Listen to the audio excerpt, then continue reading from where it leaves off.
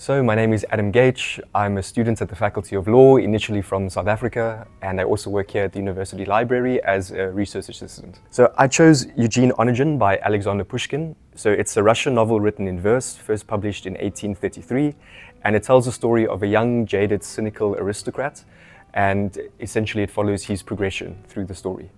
And he inherits a country estate in the Russian countryside, and there he befriends a man by the name of Vladimir Lenski, and he meets a girl by the name of Tatiana.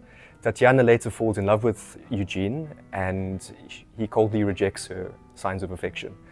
Eventually, he gets into a duel with Vladimir Lenski, and he subsequently kills the latter.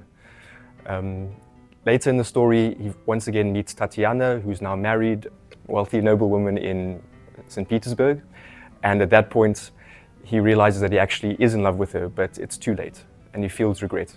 So I'm going to read an excerpt from Eugene Onegin, and specifically this is Tatiana's letter to Eugene explaining that she loves him and she's been thinking about him for quite some time. And what's quite interesting is that this sort of switches social conventions around quite a bit.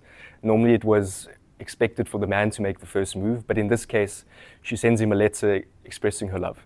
So I'm going to read just one paragraph from that letter, and I hope you enjoy. I'm writing to you this declaration. What more can I say?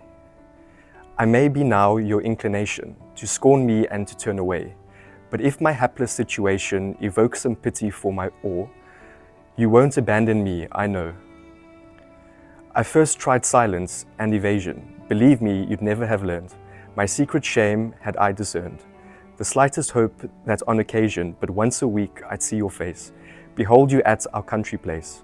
Might hear you speak a friendly greeting, could say a word to you, and then could dream both day and night again of but one thing till our next meeting. So one of the challenges with this book is, number one, it's translated from Russian. Secondly, it's a poem, effectively. It's a novel, but it's a poem. So it's written entirely in verse. So I think at times it was difficult for the translator to really capture the Russian in the translation. But simultaneously, I think it's just beautiful to read. It has a nice, lyrical melody to it. And I think when you're reading it, it actually creates quite a nice tempo. The book can definitely be used for research and academic purposes. I think those, especially at the Faculty of Arts and Sciences, doing some research into, let's say, early 19th century Russian cultural life, or perhaps trying to get a better idea of aristocratic society or the social maneuvering that goes on, I think this will be a great tool you could use to maybe, let's say, familiarize yourself with the cultural scene at the time. Yeah, the major difference is that Russian aristocratic society is quite superficial in how they viewed the world, how they carried themselves. I think people felt like they were trapped in a bit of a golden cage. Simultaneously, there's a lot in terms of, I think, morality and ethics that are quite different. I think at the time, let's say, things like honor, status were given much more importance than they are now. And in fact, somebody's, let's say, impacted pride is one of the reasons why Lenski actually died in the end.